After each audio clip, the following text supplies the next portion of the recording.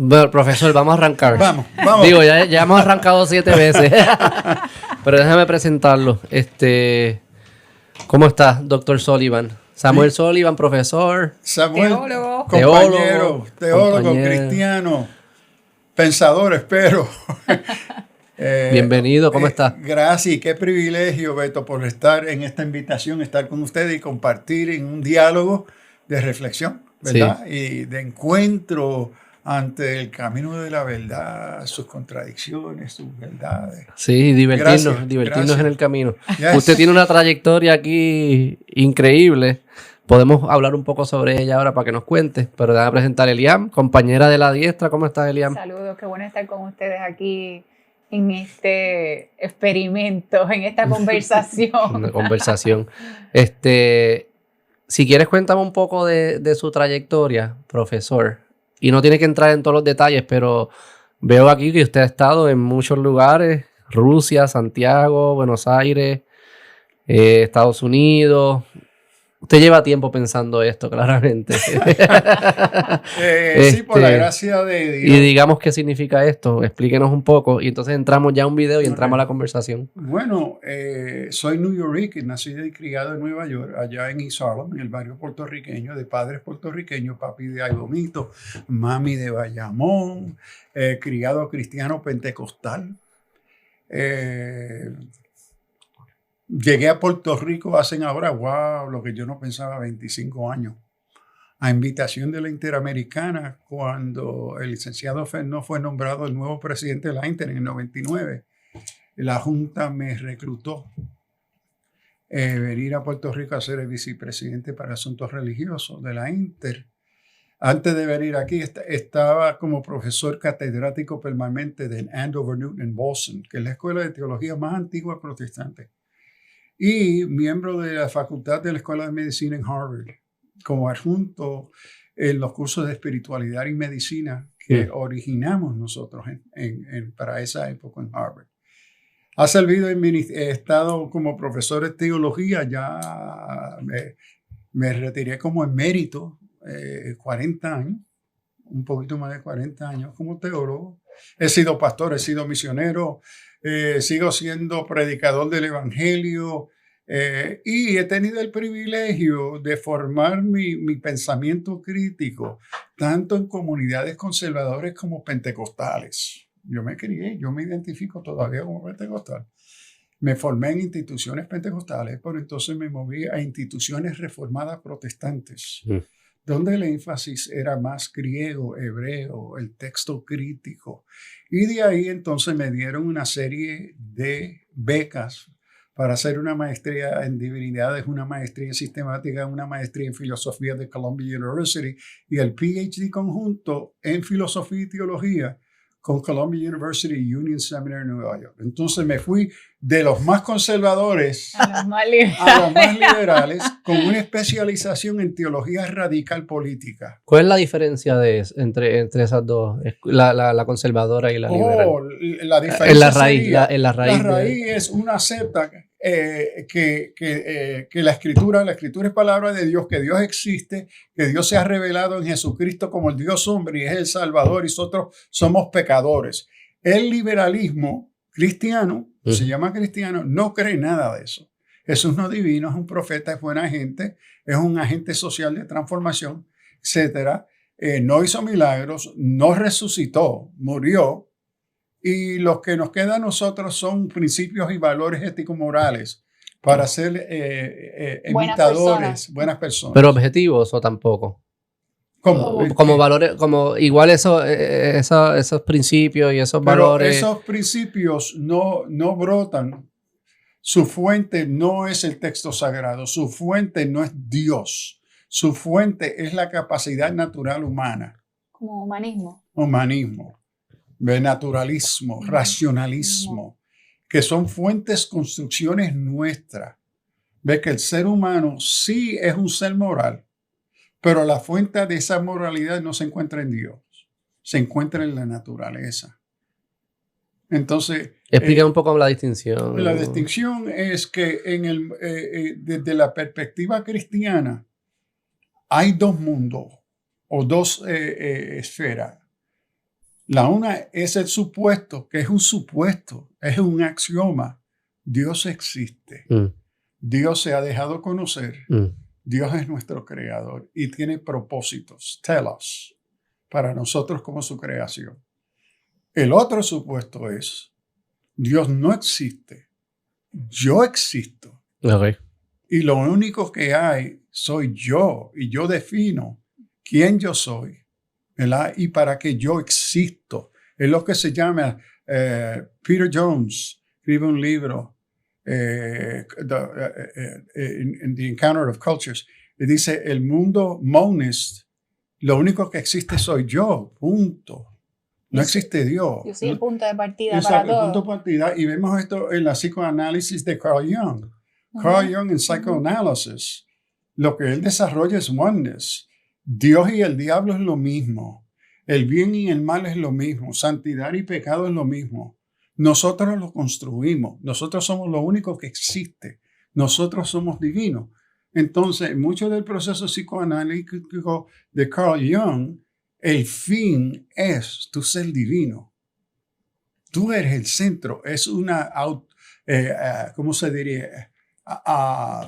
Individualismo autónomo absoluto. O sea, no reconoce una autoridad externa al hombre. Yo determino, yo ejecuto, yo decido. No hay autoridad fuera de mí. Fuera de mí. Esa es la diferencia entre una corriente, ¿verdad? Vamos a decir, la conservadora versus esta corriente liberal, moderna. Que es moderna. Es lo opuesto. Es irse al polo opuesto. Ahora... Pero... dale, si quieres terminar. No, y reconocer que en la modernidad del liberalismo hay una serie de escuelas, no es tan singular, hay un matiz. Entonces hay diferentes pensamientos del liberalismo o de la modernidad en la cristiandad. Entonces, lo mismo con el fundamentalismo. Por ejemplo, hoy hablamos de fundamentalismo y una de las cosas que me molesta a mí en el discurso que tenemos hoy, y por un largo tiempo, que muchos de los que están hablando del fundamentalismo no saben ni lo que es el fundamentalismo. Están usando expresiones estereotípicas, genéricas, para describir una comunidad y toda una construcción de pensamiento. Por ejemplo, los pentecostales nunca fueron parte del movimiento histórico, teológico, del fundamentalismo, nunca. Los rechazaron. Entonces, que hay aspectos que se asocian con un pensamiento que se describe como fundamentalismo, sí, pero que sean fundamentalismo y que fueron, que salieron de fundamentalismo, el que me dice eso, yo le digo, este es un ignorante de la historia. Entonces, no sabe lo que está hablando. Está usando una expresión estereotípica para montar todo un muñeco que lo que está construyendo, criticando, no existe como lo está describiendo. Es mucho más complejo. Quería entrar, parte de la razón que ¿verdad? Que quería tener esta primera, espero que de muchas conversaciones con usted, es ver cómo todos sus estudios, su forma de entender la realidad, la experiencia humana, el mundo, nos puede ayudar o nos puede dar luz para entender qué es lo que está pasando con la cultura que vivimos hoy en día.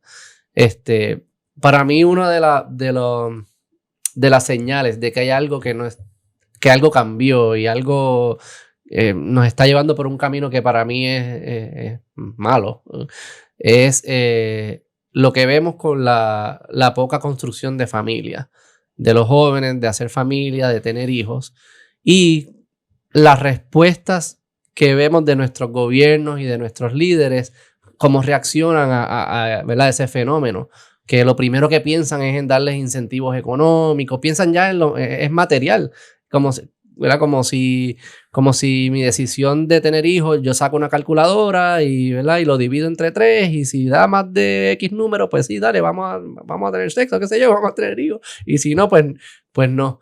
Y es como que la conversación claramente está marcada como una transacción financiera, como que si yo tuve mis hijos, como si yo pude también haber cometido un error financiero, yo tengo 2 hijos, voy a tener un tercero ahora, y es como que yo puedo decir, ese último cálculo lo hice mal, lo tiro a pérdida ¿verdad? O lo vendo como si fuese un activo, ¿no? Como si fuese un activo financiero. O lo liquido, tú sabes, o sencillamente lo liquido. aborto. Que estoy partiendo ya de una premisa y de un marco de referencia que para mí no entiende qué es lo que está pasando, verdaderamente cuán profundo es esto. Y tenemos un video aquí que quisiera ver, que lo veamos, y entonces comenzamos la conversación por ahí. Mueren muchas más personas que las que nacen. Que inevitablemente esa sociedad está condenada a morirse. Que va a morirse irremediablemente. Que va a desaparecer de la historia. Como las sociedades tienen una economía y la economía tiene que seguir funcionando, para que funcione comienzan a llegar lo que Arnold Toynbee llamaba el proletariado exterior. Ahora, cuando ese proletariado exterior que llega, porque los otros han dejado de tener hijos. ¿Y por qué han dejado de tener hijos? Porque han perdido la idea de trascendencia. Al perder la idea de trascendencia, solo se vive el momento. Y si se vive solo el momento porque se ha perdido la idea de trascendencia, primero se tienen 3 hijos, después 2, después 1 y después gatos o perros porque los chicos molestan. Para poder vivir el momento, es así. Pero no es que la gente reflexione esto, lo haga racionalmente, lo hace por una inercia de haber perdido la idea de trascendencia. Entonces, la sociedad se convierte en una pirámide funeraria, está condenada a desaparecer, la economía tiene que seguir subsistiendo, se resiste a eso, comienza a llegar un proletariado exterior, pero cuando el proletariado exterior que llega tiene una cosmovisión del mundo antagónica, ¿cómo usted reacciona a eso? Que lo recibe, ¿verdad? ¿Cómo de toda su, ¿verdad? su conocimiento? Bueno, primero, para aquellos que nos están escuchando, que les gustan leer, informarse, les recomiendo un libro by Lois Perry que se llama The Case Against Sexual Revolution. Esa es la del podcast que te estaba contando, de Made in Modern Matrix, que Tom Holland estuvo ayer allí. ¿Por qué? Porque ahí se entra entre los datos y los hechos de la construcción de esta sociedad que ha llegado ante la data científica, que tú pagar y dar esos regalitos nunca te dará resultados de lo que tú esperas. Es decir, que se asume una cosmovisión, una construcción que se asume de forma incuestionable. Es decir, que la capacidad crítica del otro, del vecino, de mi hermano, etc., se prohíbe pensar fuera de la cajita postmoderna secular del egocentrismo narcisista de esta sociedad secular. Yo soy la última Coca-Cola y yo existo para mi propio bien. Entonces, o placer incluso. Exacto. Entonces, cuando miramos al elemento, ¿cómo diría?, exagerado del pensar postmoderno de la individualidad, en un mundo de individualidad, autonomía, es imposible crear comunidad. Y para mí, como creyente cristiano, yo veo esto, que la naturaleza del ser humano es egocéntrica, es narcisista en sí, porque es idólatra. Yo soy la última cosa, yo soy Dios. Yo construyo mi propio mundo como yo mejor lo vea y yo lo quiero. El otro no existe. El otro es una oposición a mi mundo, a mi concepto idólatra. Digo, existe en función de mi mundo. Mientras añada valor a mi mundo existe, y si no, no existe. Sí, y siempre es contrincante. Y si va a ser amigo, es amigo bajo mis condiciones. Es transaccional. Exacto.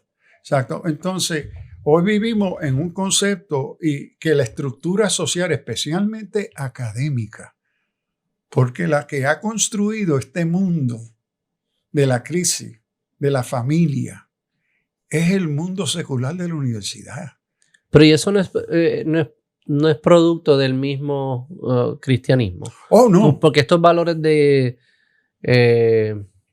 de la autonomía, ¿verdad? De que todas las vidas individuales son dignas, entra mucho también las conversaciones de cuál es la función del gobierno, del rol de la fuerza, de la imposición, ¿no? De que no, los individuos deben ser libres en decidir, que surge también nuestros sistemas económicos de libre mercado, de la libertad de expresión. Hay como, ¿verdad? Esta cosmovisión también produjo como un valor al individuo. No sé, yo sé que es una distinción entre el individuo átomo y el individuo como parte de algo más grande que sí mismo, pero si uno no es cuidadoso, está bailando, puede coger conceptos que mutan hacia lo que estamos criticando. ¿Cómo ¿no? tú entiendes de qué es el origen de esa visión que describiste? ¿De a dónde sale? No sale del cristianismo. No sé. No yo no soy el estudioso. Okay. No sale del cristianismo. ¿Y de dónde sale? La cosmovisión cristiana es totalmente distinta, profesor. Sí, seguro. Este es el asunto, el supuesto moderno, que mira lo que hemos heredado en el sentido negativo y en el sentido positivo de la cristiandad. Por ejemplo, vamos a tomar el ejemplo, el individualismo, la autonomía. La autonomía no es un producto ni de la fe judía ni la cristiana. El texto bíblico en su gran mayoría, sea en hebreo, arameo y griego, es escrito en el contexto plural. Porque el punto de partida sociocultural y político es comunitario, es tribu, es comunidad, no es individualismo. ¿Qué sucede? Cuando viene Kant, vienen los pensadores modernos, ellos van a introducir la cogito ergo sum, porque yo soy, existo. Se introduce todo el fenómeno moderno de la modernidad racional filosófica de la importancia del individuo. Se rompe el criterio social cultural de ese mundo pasado a un mundo individualista. Entonces el individualismo no es un producto cristiano. El individualismo destruye la fe cristiana porque hace imposible la construcción de comunidad. Hace imposible, para mí, una de las contradicciones de la modernidad y la tolerancia es que la tolerancia es imposible ante el supuesto de la individualidad. Explique eso. Es decir, ¿qué marca al individuo? Yo soy la última Coca-Cola, yo soy el que existo, yo defino mi mundo. Entonces, ¿cómo yo voy a compartir contigo? ¿Cómo voy a querer hacer Si familia? yo te niego, mi existencia y definición como individuo te niega. ¿Ves? Porque yo soy el único que tiene razón y existe. Pero podemos tener múltiples identidades que estén propiamente organizadas en una jerarquía que tenga sentido, donde yo sí soy un individuo, pero también, yo soy yo, Beto Arroyo, pero también soy amigo, también soy esposo, también soy padre, también soy miembro de una comunidad. Y todas esas identidades son ciertas y deben estar organizadas en una jerarquía que apunte hacia un bien, pero no quiere decir que yo no sea un individuo también, ahora, ¿no? Note todos los supuestos que utilizaste. Soy un individuo. Tengo una familia, tengo hijos, soy padre. Ok.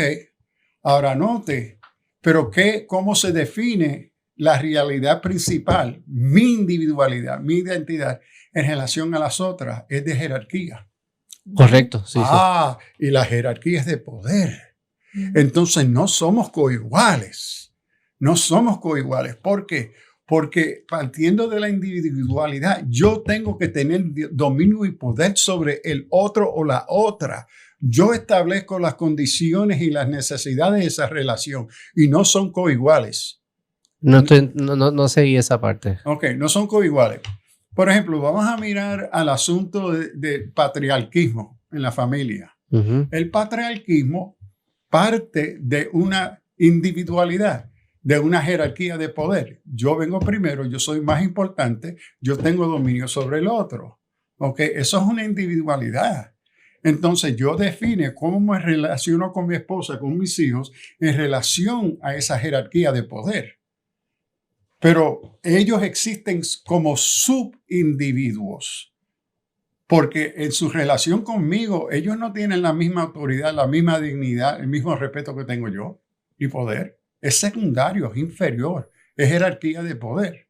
Y si algo hace Pablo en las Escrituras, especialmente en la carta a los Efesios, Pablo rompe con el marco de jerarquía y poder greco-romano de su época, porque lo que él introduce por primera vez es la igualdad. Contrario a la estructura de Aristóteles y la familia y la comunidad, contrario a Platón y la estructura de sociedad y la greco-romana, él dice, no, en la fe cristiana no hay jerarquía. La mujer no es un objeto, la mujer es coigual, y a donde dice en Filipenses que ella esté sujeto, la palabra y la expresión que Pablo desarrolla es que respete.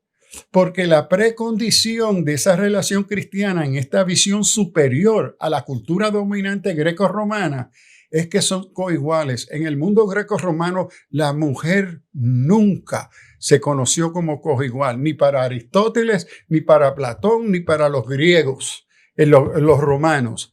Pablo presenta un modelo nuevo fundado en Cristo, como Cristo amó a la iglesia.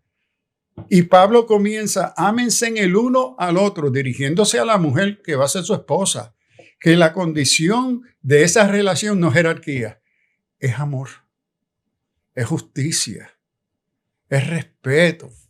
Que en esa relación de respeto, de coigualdad, y que el modelo de esa coigualdad y amor es Cristo mismo que nos amó y se dio por nosotros. Y entonces se le impone al varón, tú tienes que darte por ella, tú tienes que luchar por ella, tú la tienes que proteger. Es una responsabilidad que tú tienes que parte de tu respeto, de tu amor por ella. Ahora, ¿qué sucede? Que en la modernidad se va a introducir en esa exégesis bíblica la individualidad.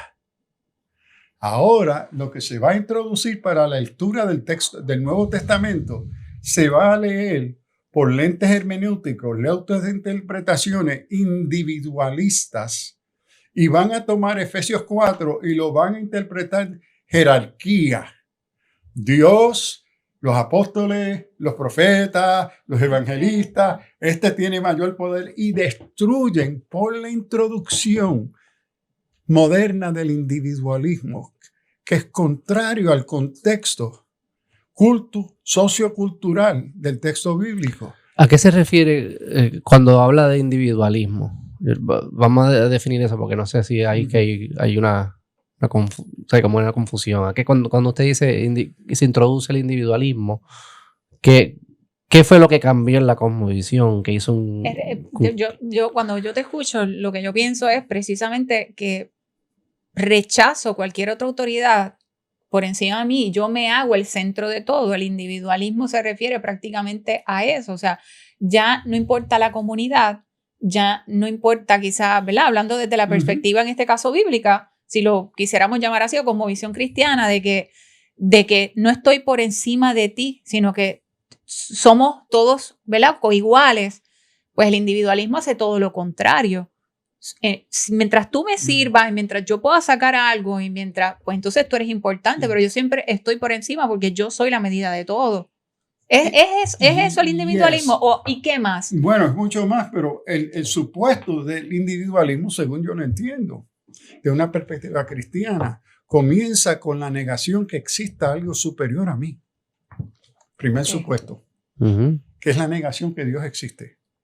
Segundo, el supuesto, muchas veces inconsciente, que yo soy capaz y soy bueno, que yo puedo confiar en mi propia autoridad y capaz para hacer lo que yo quiero hacer. Entonces, el supuesto... Yo soy la verdad, entonces. Yo soy la verdad y la vida. Yo soy la fuente de la verdad. Sí. Que es la negación de la condición humana universal. Por ejemplo, la contradicción más clara de la sociedad es que somos buenos. DSM-5, las tensiones que eso lo dijo el Papa ahora reciente, ¿sí? ¿No? Las luchas en la escuela de medicina, cuando yo enseñaba espiritualidad y medicina en la escuela de psiquiatría en Harvard. Ok, lo primero que se resalta es que en DSM-5 no existe, o el ser humano es bueno, punto, bueno, period. No existe la categoría de pecado. El baseline es bueno. Punto. Y maldad y eso no existe. Pero el asunto es que si somos buenos, ¿Qué razón tenemos para una estructura de justicia? Sí, ¿no? Derecho, policía, soldados. Si somos buenos. Es una contradicción crasa ante la evidencia empírica cotidiana.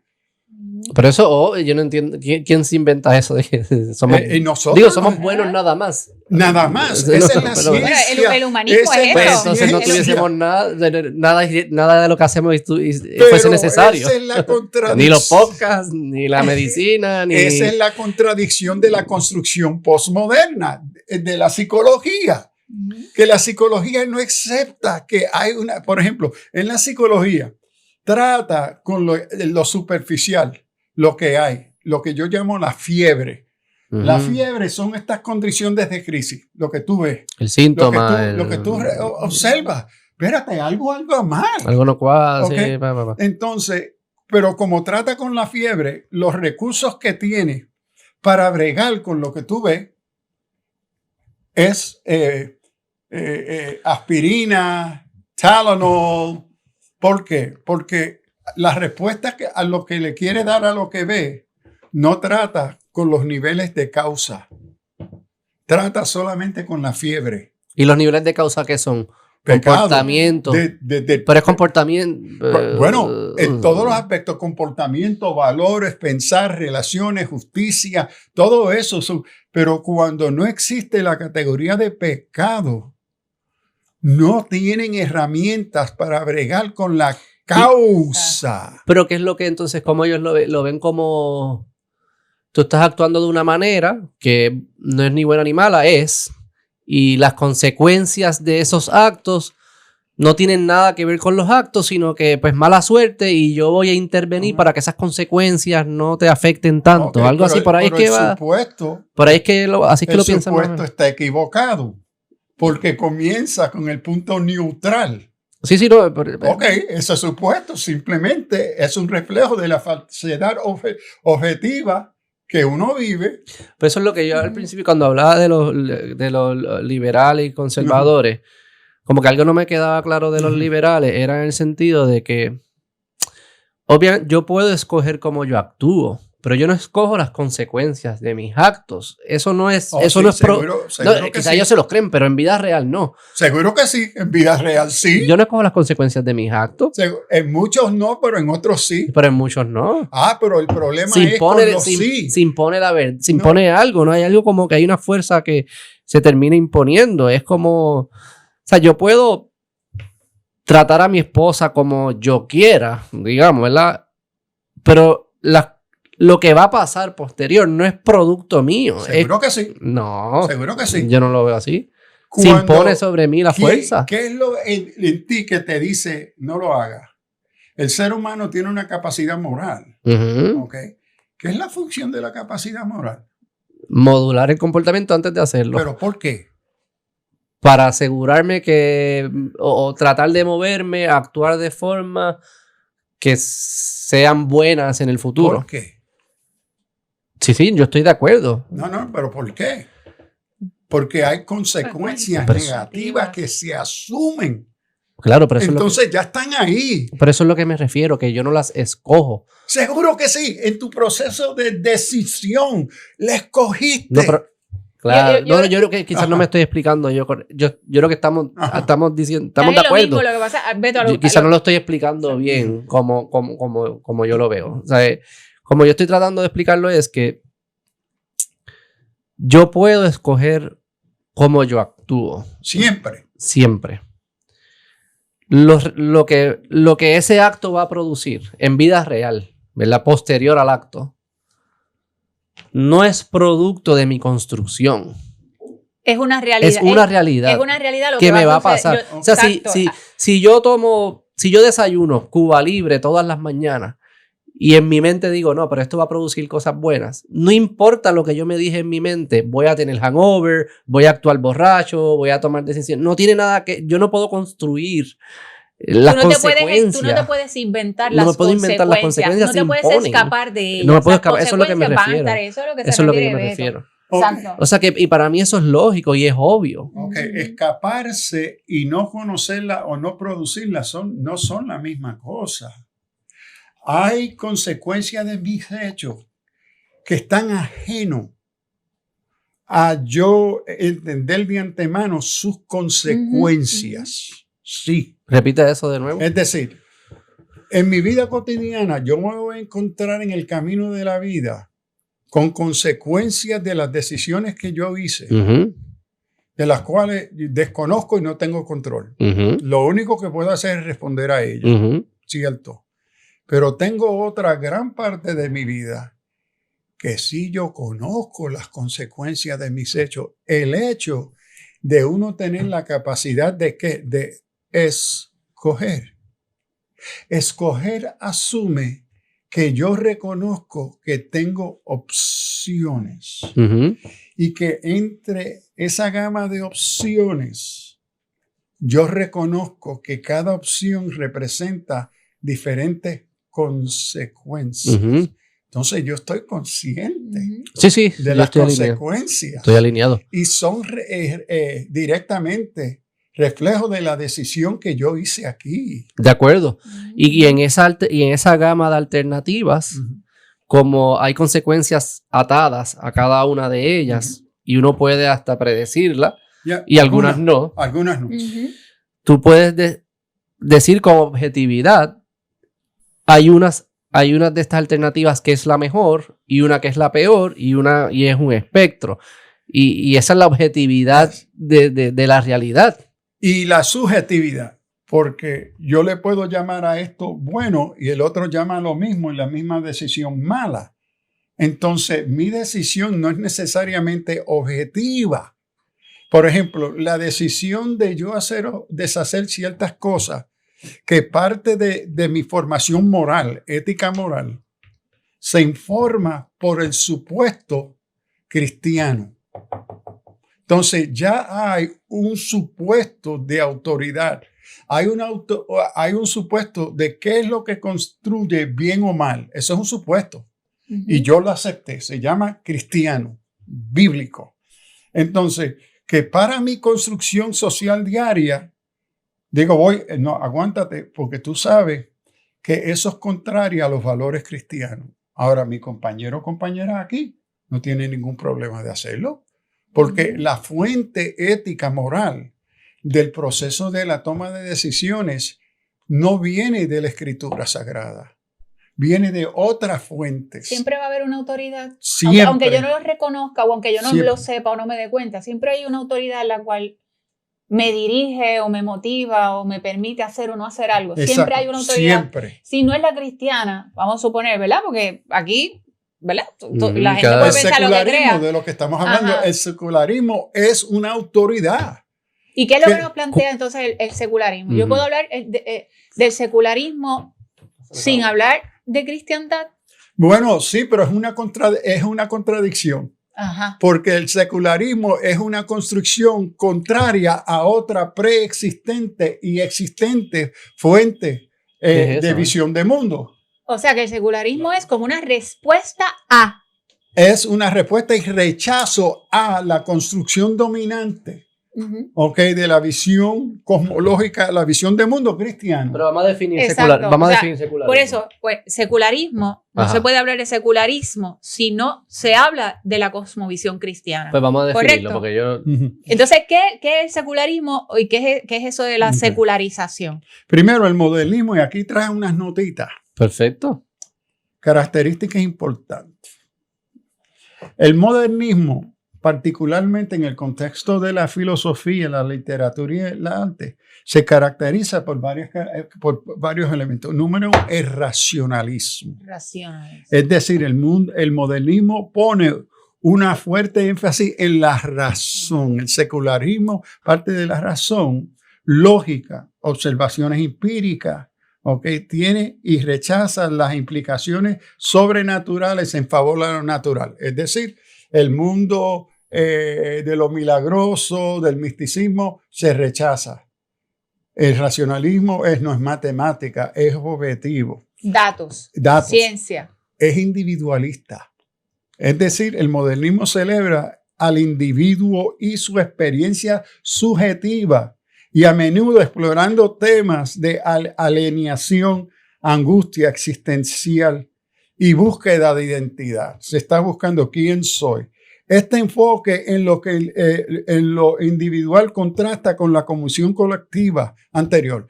La visión anterior, antes de la modernidad, fue comunidad. Yo no existo solo, yo no me puedo definir solo, yo necesito la familia, necesito mis vecinos, etcétera, la comunidad para poder vivir. Eso se rechaza. No, yo no necesito al otro para existir. El asunto, experimentación e innovación. Voy a experimentar, voy a explorar contra aquellas cosas, primero que no entiendo, que es positivo, la ciencia. Pero voy a explorar en aquellas áreas que la cultura o el supuesto pasado decía, ten cuidado ahí, eso es peligroso. Pero que el criterio de peligro lo define una fuente de verdad, de ética moral que yo rechazo.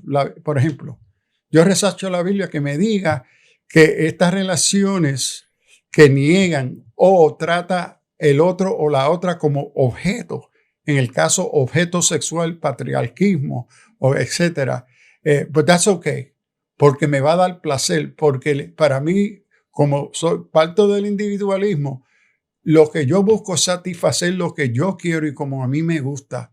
A mí no me interesa o tengo que considerar el valor del otro. El otro es un objeto. El otro existe para mis beneficios. Atándolo al tema entonces de la familia, o sea, podríamos decir sin temor a equivocarnos que este asunto del secularismo, que aunque no nos llamemos así, ¿no? Porque la gente no se llama yo soy secularista o la gente no se expresa en esos términos, pero entonces ese cambio antes de la llegada de la modernidad en la cual había o se reconocían unas verdades absolutas y, por ejemplo, el hacer comunidad, el familia, así que ni siquiera se planteaban el no tener hijos, ¿verdad? Conectando con el video al principio, porque sencillamente era un conocimiento aceptado. Y entonces con la llegada del modernismo, la secularización, al yo pasar a ser el centro de todo, sencillamente hay un shift, hay un cambio en el que ya eso yo lo dejo a un lado. Le puedo dar preeminencia entonces a los datos, a la ciencia, ¿verdad? Al método científico, por decirlo así, pero entonces voy desplazando esta otra visión, por ejemplo, la familia. O sea que la secularización nos ha traído, no nos damos cuenta, pero nos ha traído el rechazo a la comunidad, el rechazo a ser familia. Trae un adelanto científico, pero a la misma vez nos desarraiga, nos deja sin raíces. Bueno, reduce al ser humano a un objeto. To quantify. De ser un objeto de medida, de utilidad. La visión cristiana, y no solamente cristiana, porque tanto en el judaísmo, en el islam, en otras religiones, hay una visión mucho más amplia del más allá de la individualidad. El asunto de la identidad, que somos parte de la misma comunidad, el mismo mundo, compartimos las mismas experiencias. Pero lo que ha hecho la secularidad es que rechaza la fuente de aquello que va a informar tu capacidad moral, tu ética. Porque la ética, la fuente de tu ética que tiene que ver con qué es lo que debo de hacer. Okay. Y la moral tiene que ver con qué es lo que hago. ¿Qué es lo que yo hago? Por eso todo ser humano es moral, porque hace, actúa, cree, actúa. Pero entonces la ética que dice, pero debes de hacer eso. Ahora, la fuente del secularismo fue que en el mundo greco cristiano, desde el IV siglo, desde Constantino, cuando se reconoce la fe cristiana en el mundo greco-romano, a través del edicto de Milano en el 314, la fuente moral y ética del comportamiento comunitario. Esto es importante, la oración de Jesús. Señor, como tú y yo somos uno, que ellos sean uno y que el mundo conozca que tú me enviaste. Entonces se va a reforzar el elemento de comunidad. Ahora, esa visión cristiana hasta más o menos la década de los 40, 1940, y quizá, bueno, desde el siglo XVI en sí, va a cambiarse porque se va a rechazar esos valores cristianos, esa ética moral cristiana se va a rechazar. Ya no vamos a reconocer que para la formación ética moral de mi vida, yo necesito tener como fuente de autoridad la Biblia, la fe cristiana. La rechazo. Ok. Ahora, ¿qué es la opción? ¿Y se sustituyó por qué? Por mí. O sea, que cuando usted menciona la ética es lo que me contesta, lo que cómo yo debo actuar, pues la respuesta esa la contesto yo mismo a base de qué. Bueno, de yo mismo, porque o sea, no es el individualismo. Deberes, no existen deberes más allá que lo que yo creo que es un deber. Exacto. Por ejemplo, Foucault, Derrida, Lotoy, en el posmodernismo, especialmente el loco Derrida, que los que lo leemos ni se entiende, lo que es una contradicción. Pero entonces, ¿qué es el supuesto? No existe ninguna verdad absoluta. Ninguna. Toda verdad es construcción social mía. Yo soy la fuente de toda verdad. Pero no, hasta cosas como la gravedad. Bueno, pero ahí es que viene la contradicción. Ese es el problema del pensamiento. Las de moral a veces como que quizá uno las puede, o las de ética uno las puede debatir, pero hay unas que no, obviamente no. Brinca un edificio para que tú veas lo que... ¿sabes? Esa es la contradicción, que se niega. Pero es que obvio. Como estos tipos son scholars, cuando alguien como yo que tiene un podcast y no pienso estas cosas, digo, pues brinco edificios a ver si tu mente podía hacer que no te cayera. Exacto. Pero esa es la falsedad de la modernidad, que vive en negación. Es decir, la fe cristiana no rechaza la realidad existencial del individuo, la reconoce, pero la reconoce en un contexto mayor del otro, de Dios, de comunidad. Para hacer un poco de Steel Manning, ¿verdad? ¿Cómo se dice eso en español? Como hombre de acero, algo así. Ajá. Sí me puedo imaginar comunidades, organizaciones que eran opresivas con ciertos individuos y estar diciéndole a esos individuos tú tienes que vivir dentro de eso porque ese es el orden que existe y tú tienes que respetarlo porque esa es la tradición. No le daba las herramientas, ¿verdad? Para esas personas de claramente salir de situaciones opresivas. Aguántate ahí. Note los términos que están usando. ¿Quién define que eran opresivas? La sociedad secular. ¿Quién decide que te estaban haciendo mal? La definición secular.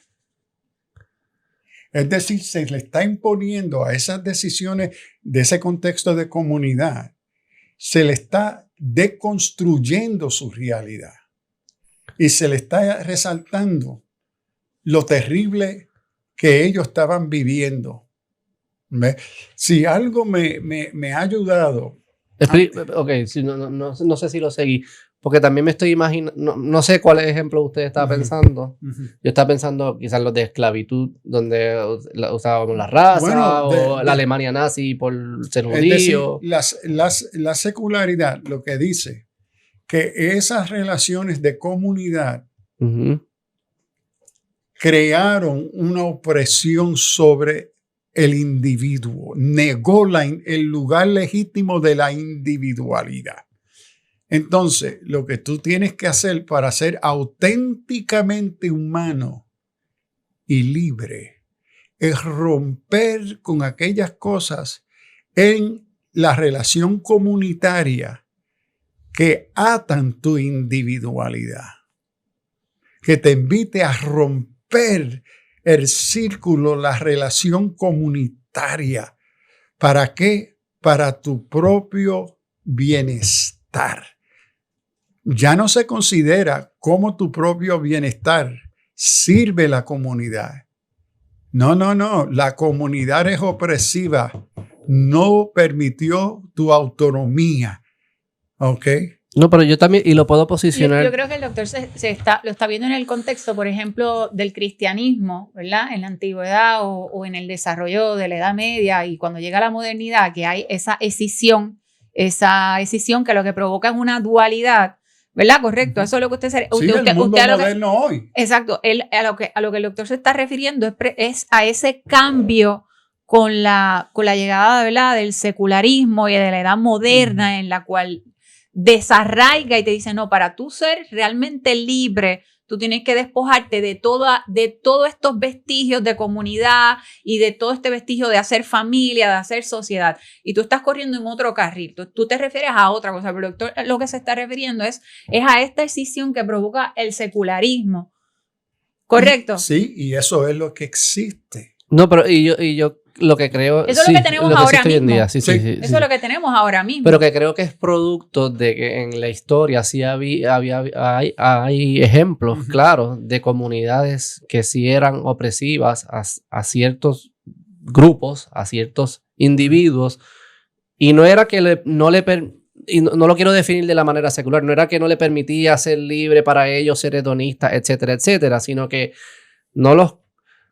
no se estaban incorporando para que ellos pudiesen aportar a la comunidad en general. O sea, como que no estaban pudiendo participar del proyecto comunitario a su mayor expresión. Dame un ejemplo, ¿a qué te refieres? La esclavitud, la Alemania nazi, ¿sabes? Ejemplos históricos hay muchos de sistemas opresivos. O sea, que yo sospecho también de que esto del secularismo y el liberalismo nace como una reacción a eso de que existen sistemas totalitarios, arbitrarios, que se imponen, y que respetar al individuo no para que el individuo sea individualista, sino para que pueda integrarse y aportar a la comunidad de la forma más saludable. Tenemos que proteger que no se conviertan en sistemas totalitarios. Y note que en el caso de los nazis, en caso de esclavitud y otros, ¿qué fue el criterio liberador a esas condiciones? Los valores éticos, morales cristianos. Exacto. Ahora, la contradicción es que vamos a tomar al nazi, Hitler, que entre las voces cantantes que apoyó el fascismo, la guerra contra los judíos, hubieron grandes teólogos cristianos que lo justificaron. Y sospecho que en la esclavitud también. Y en la esclavitud. Pero ¿qué sucede? Que ante esa misma presión de esas voces que se llamaban cristianos, la nueva religión cristiana nazi, y en el asunto de esclavidad, había una voz más dominante y más general del reflejo de la fe cristiana, que fue la fuerza que destruyó a Hitler y destruyó el asunto de los esclavitud. Vino de la fe cristiana, no vino de un mundo secular, vino de la construcción y los supuestos éticos morales cristianos. ¿Ves? Entonces, porque la secular, porque la secular no tiene estructura de valores. Seguro que sí. Bueno, pero son todos individuales. Sí, pero no nos ayuda a organizarnos ni a crear ese movimiento. Para crear comunidad, pero el valor principal. Y para luchar con esas fuerzas totalitarias, que están bien organizadas. Pero ahí es que viene el supuesto de valor fundamental y ético. Es que yo soy bueno. Y soy un individuo autónomo. Pues, libre. Sí. Y el mundo existe para mí. Sí, pero eso no ayuda mucho al judío que estaba en el campo de concentración. Pero esos son los valores que informan el secularismo. Ni te da el para actuar y ser valiente. O sea, que podríamos decir que es todo lo contrario, que esos valores seculares son los que alimentan estos sistemas verdaderamente opresivos. Yes. Así es como lo deberíamos de, o sea, haz la lógica, estos valores eso. seculares son precisamente los que promueven estos sistemas o le opresivos. Abren la puerta, porque son el fundamento para que realmente estos sistemas se puedan desarrollar. Precisamente. ¿Correcto? Sí, porque yo determino el carácter moral de mis acciones. No hay una autoridad externa a mí. Por ejemplo, la Alemania nazi. Y lo puedo que justificar.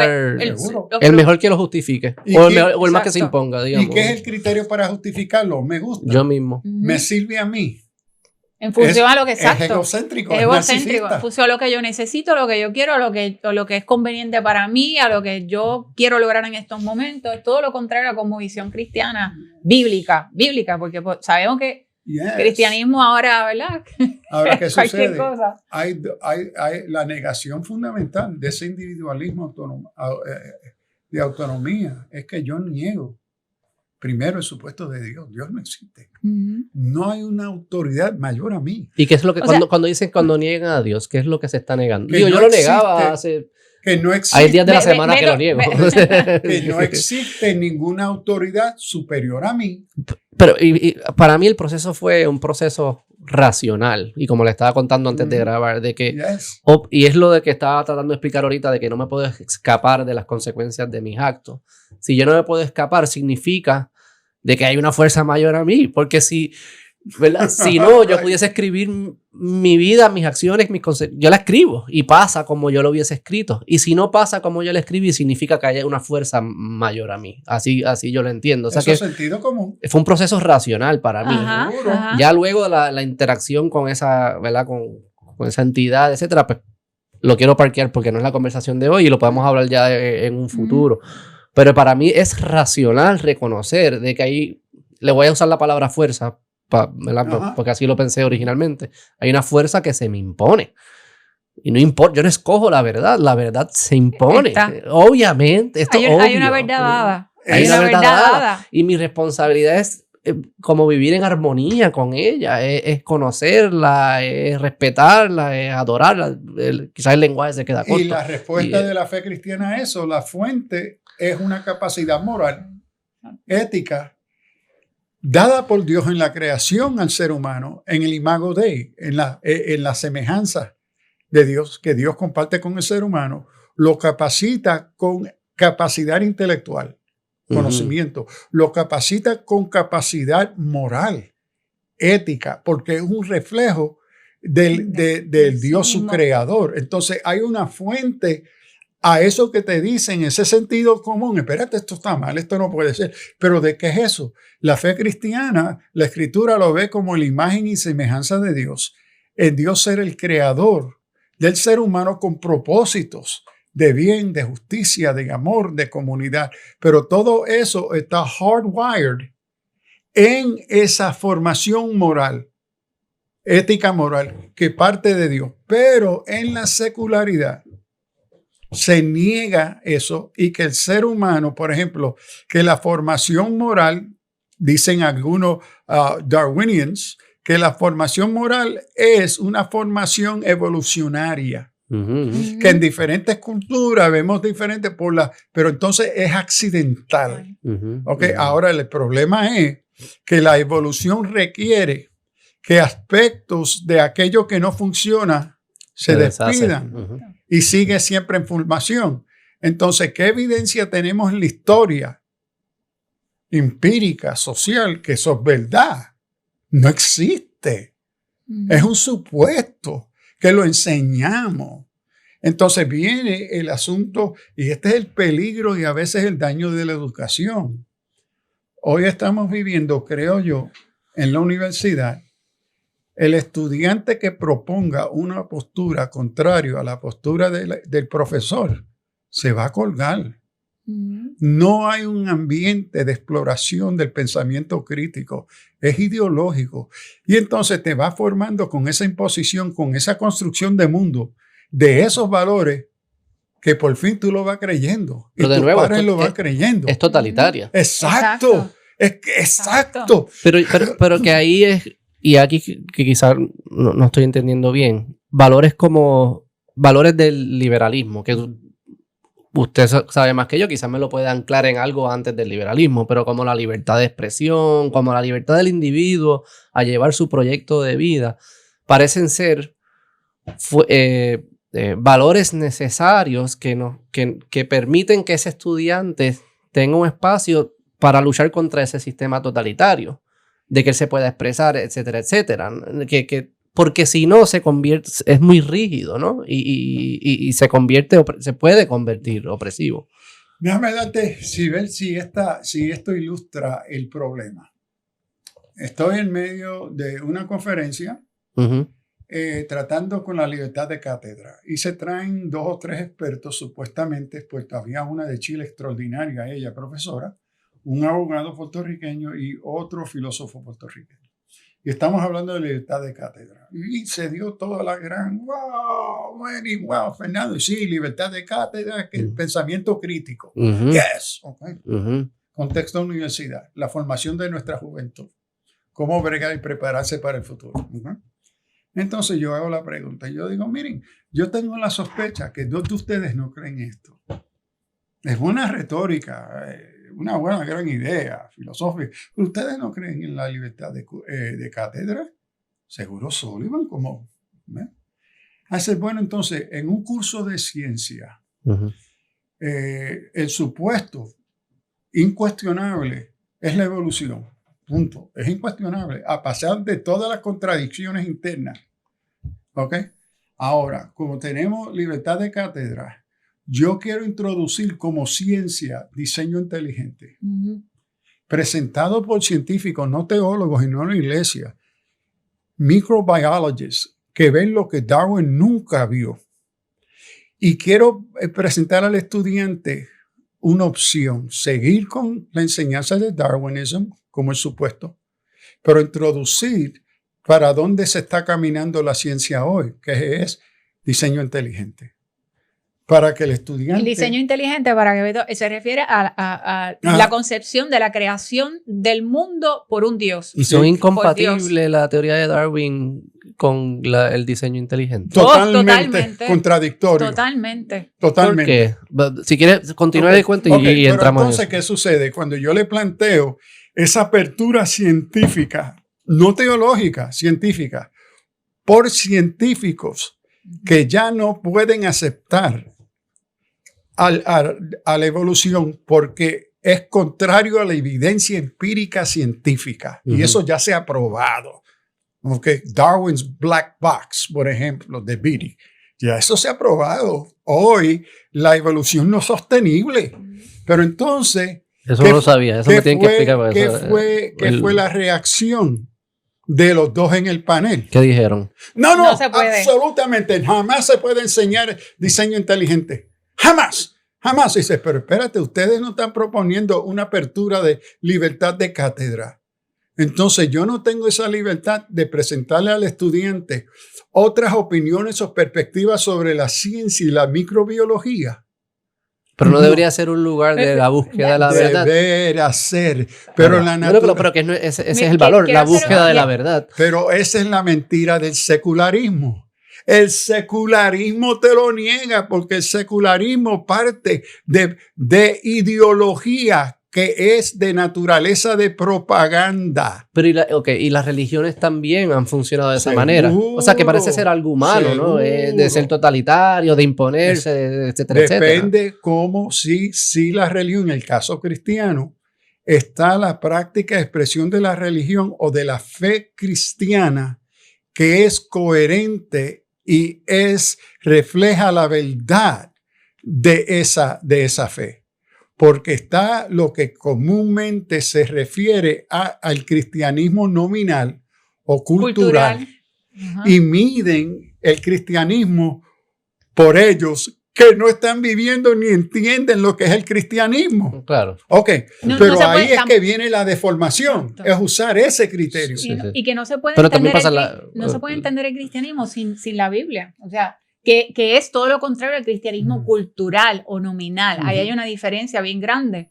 No puedes entender el verdadero cristianismo si no vas al texto, si no vas a la Biblia. Lo otro es eso mismo, cristianismo cultural. Yo quiero hacer un paréntesis, me llamó mucho la atención. Mi hija está estudiando microbiología y no hace mucho ella me llama emocionada y me dice, ella es una joven universitaria, me dice, mamá, es imposible negar la existencia de Dios. Es imposible no entender que hay un diseño inteligente detrás de todas nuestras operaciones. Lo que yo estoy viendo en el microscopio, lo que yo estoy viendo, cómo es la interacción entre estos organismos y cómo se unen para formar estos otros a nivel más. Es imposible que tú digas que todo surgió de la nada o que todo surgió de la nada y evolucionó de la nada.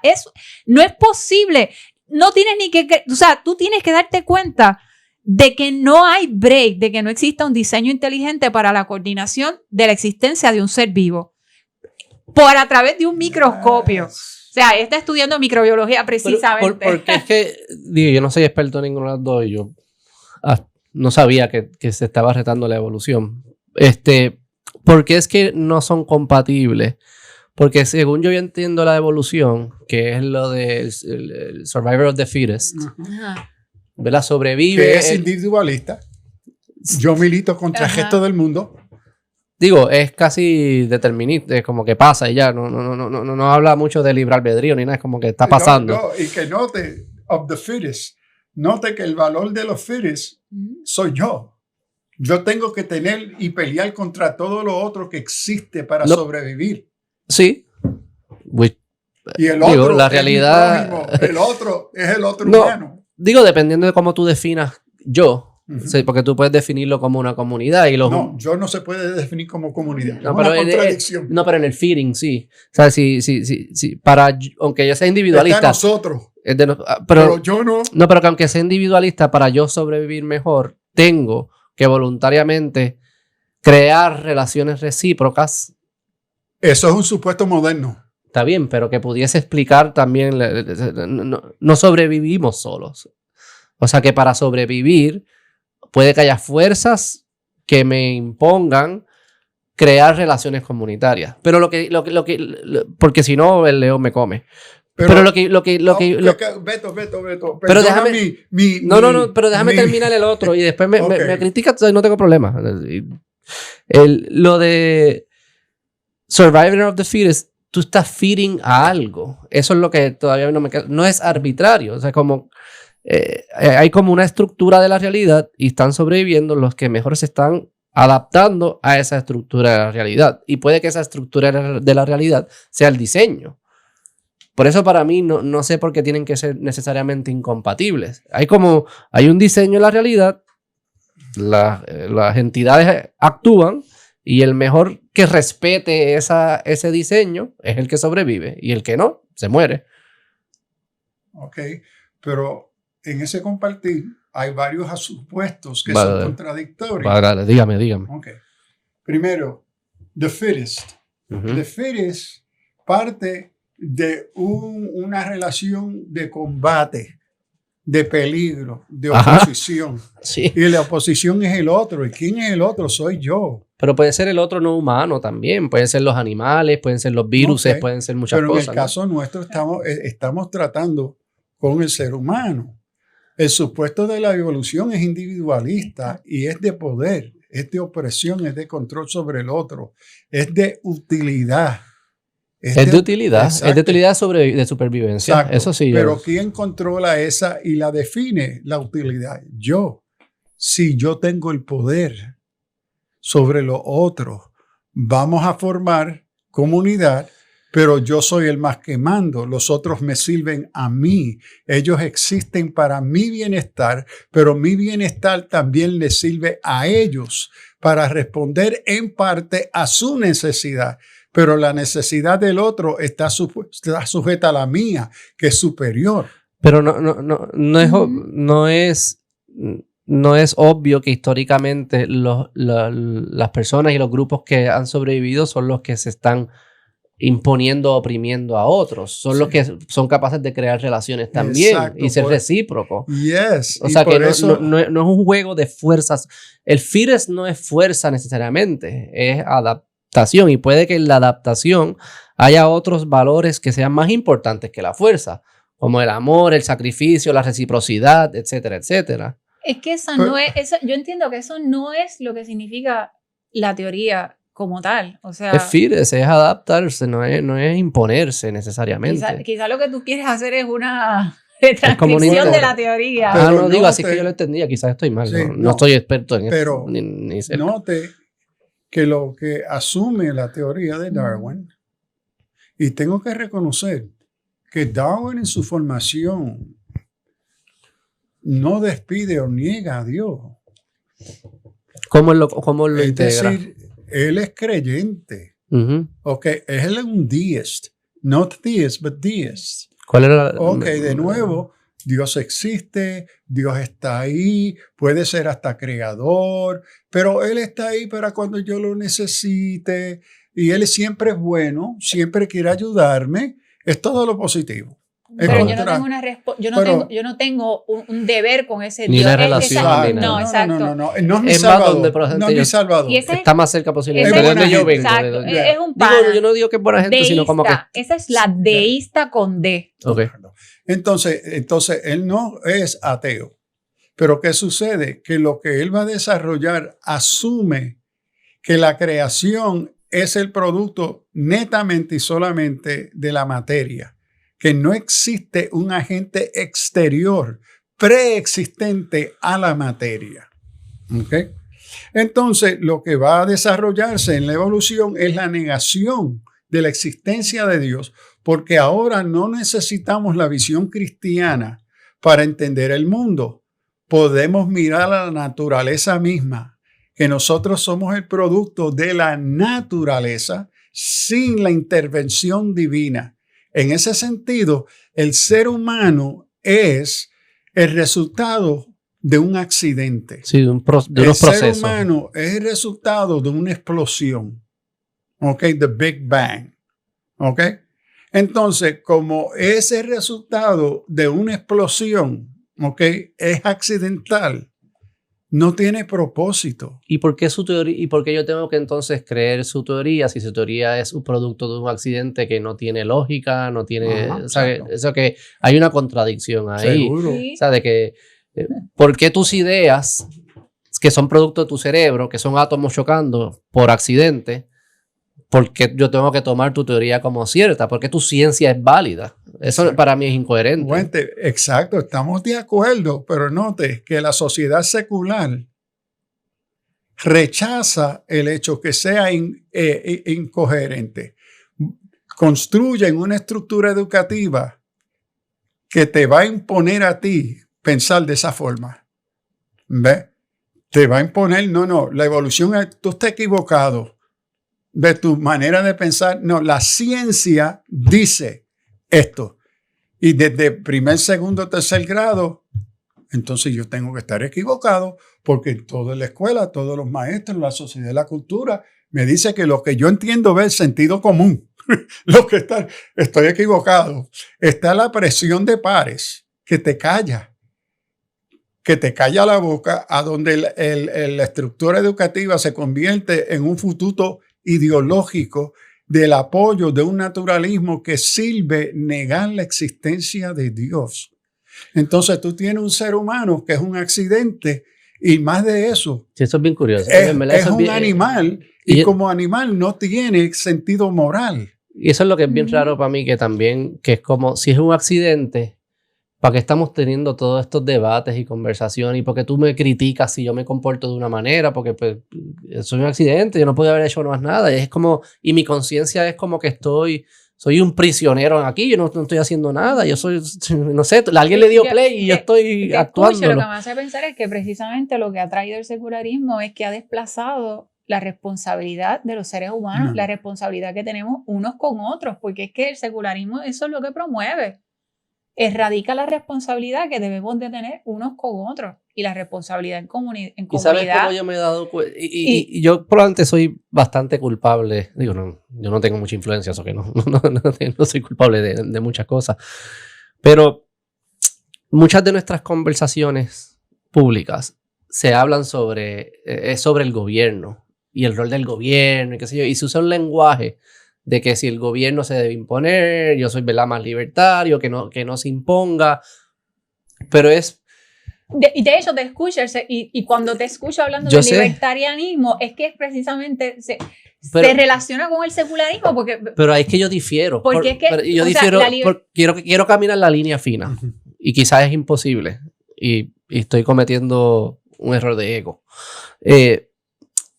Para mí la pregunta del libertarianismo es una pregunta de cuál es la función del gobierno, que es como yo lo veo, es un monopolio sobre la fuerza. O sea, y entonces, al final es una pregunta de cuál es el rol de la fuerza, de la imposición. Y como libertario hay que mantenerla lo más pequeño posible, porque deben ser, para yo poder ser moral y ético, deben ser actos voluntarios. Tú no me puedes obligar a mí a ser generoso, porque no estoy siendo generoso al momento que tú me obligues.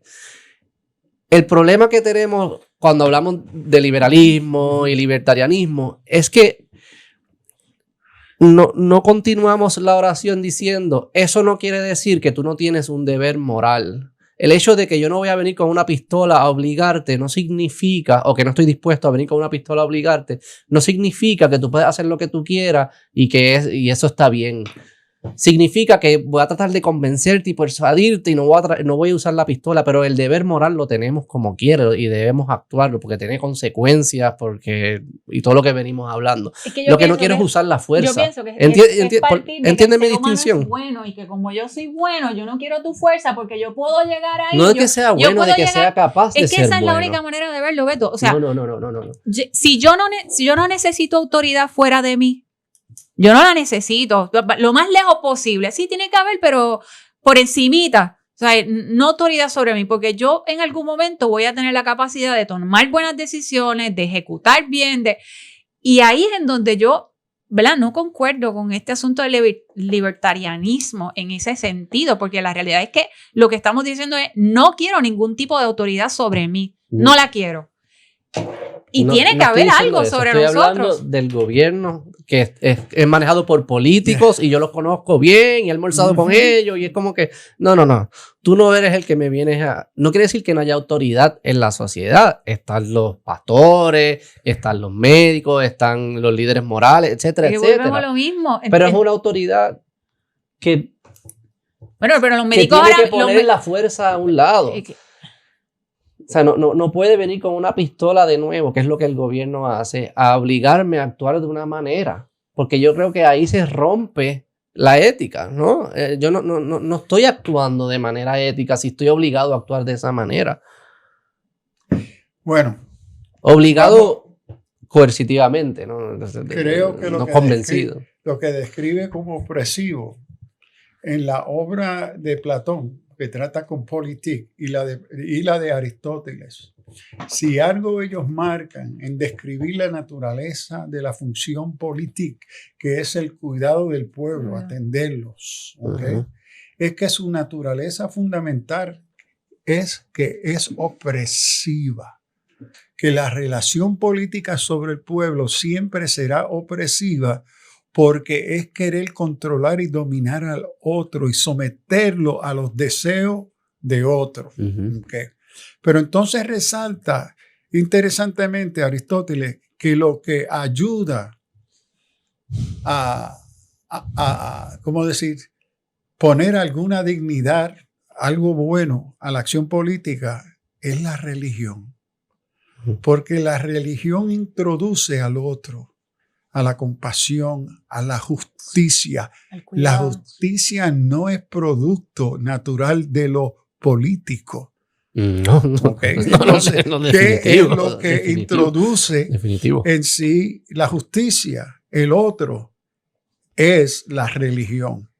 Entonces, ¿qué sucede? Nuestros políticos, no importa el partido, todos ellos y ellas son productos de un sistema educativo, que parte de un supuesto pedagógico, que parte de una cosmología singular, y todos han sido educados por ese proceso y lo han aceptado en la mayoría como normativo para definir su mundo y su función. Esa visión universal, pedagógica, educativa que se ha impuesto es el secularismo. Entonces, el mundo, es decir, te vamos a poner ahora en este mundo que tú vives natural, que esto está mal y esto, mira, ahí hay gravedad.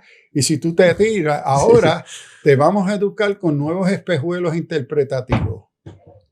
De ahora en adelante, estos son los lentes que van a definir tu mundo. en todo lo que tú haces. Porque los espejuelos que tú tenías te los vamos a quitar porque están todos equivocados. Entonces, este es el mundo. Entonces, cuando yo trato con políticos, con líderes, con pastores en la iglesia, todos nosotros y nosotras hemos sido formados con este lente. Y entonces, en muchos casos, pocos somos. Los lentes del secularismo. Ajá. Nosotros. Que no tienen nada más que... Ok, nosotros tenemos esos lentes porque nos formó el sistema educativo, pero que vivimos con una sospecha. Pero cóntrate, espérate, me parece que hay otra cosita que yo veo por aquí que no cuadra con lo que yo veo con esto.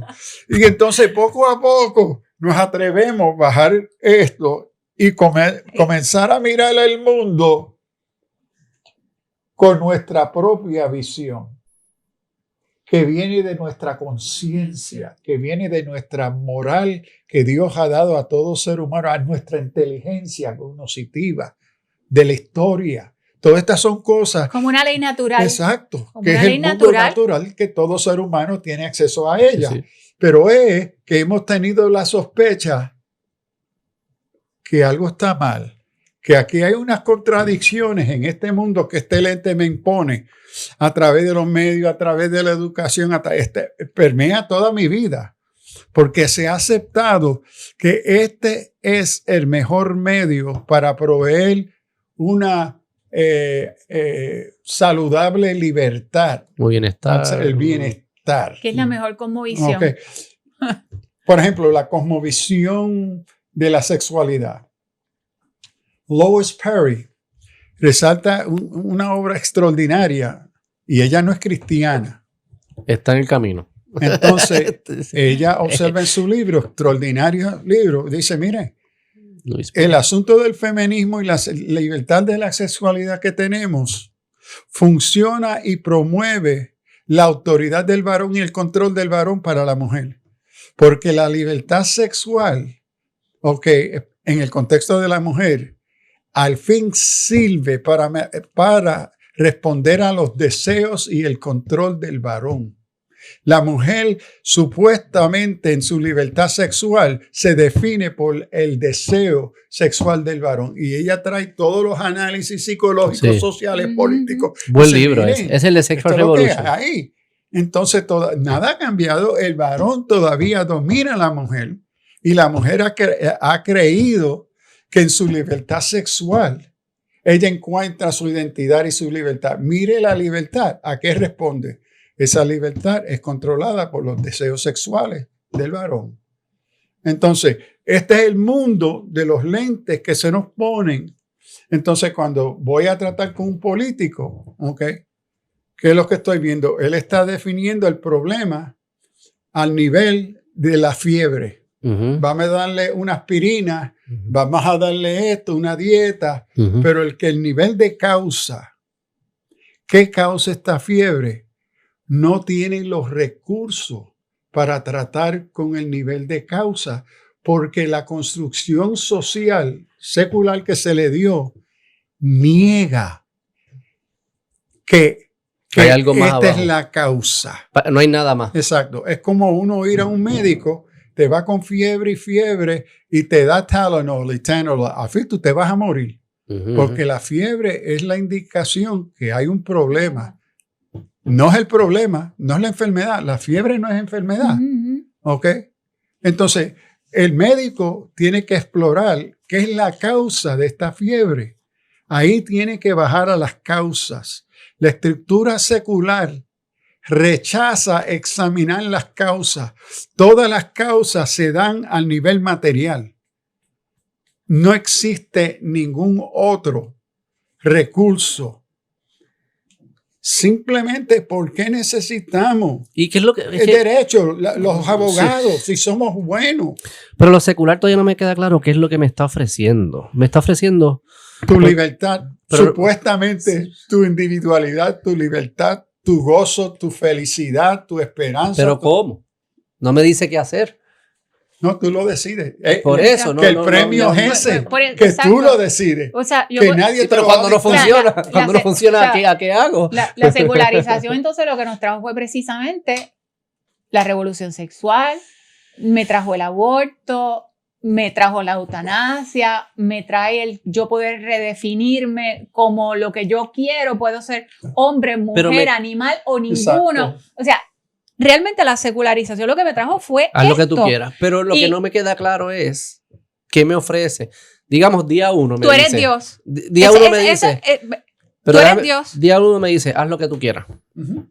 Porque eres libre, qué sé yo qué. Ok, perfecto. Día 1 sonaba bonito, digamos, porque nadie la había Exacto, pensado. suena Brutal. Pero eso es lo que te vendieron. Eso, pero entonces lo hago. Día 365, pasa un año. Y yo digo, no me está funcionando. Mucho, no ¿Qué, me va muy bien. ¿Qué me ofreces? No me ofreces. No, pues sigue tratando, haciendo lo que tú quieras, pero no me está ofreciendo nada. Es vacío. Te está Exacto. ofreciendo la falsa voluntad de tú cambiar y hacer otra cosa.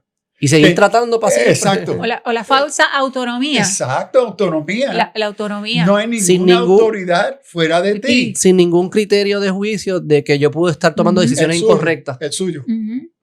Porque el Pero que, es mío, el que eso- determina si es bueno yo o tengo, malo, yo tengo eres 37 tú. años y yo no sé nada. Exacto.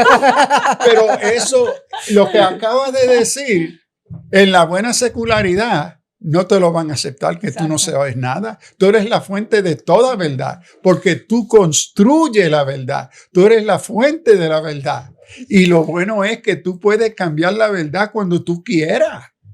Porque la construcción en el posmodernismo no hay verdades absolutas, Absoluta. toda verdad es relativa a mí porque yo soy el constructor de esa verdad. Entonces, esta verdad te llevó a un problema, cambia la verdad, convierte esto en un positivo, porque tú lo defines como positivo. Una pregunta, ¿el Pero es secularismo obvio que no. retrocede? ¿Retrocede el secularismo? ¿Cómo que retrocede? ¿Puede retroceder? ¿En qué sentido? O sea, Digo, si nos vamos a extinguir, si no nos reproducimos, retrocede por falta de seguidores. Yo no diría retroceder. Yo creo que la naturaleza del desarrollo del ser humano, tanto natural como intelectual, especialmente en la modernidad. Ahora vamos de nuevo al secularismo, porque otro elemento del secularismo es progreso.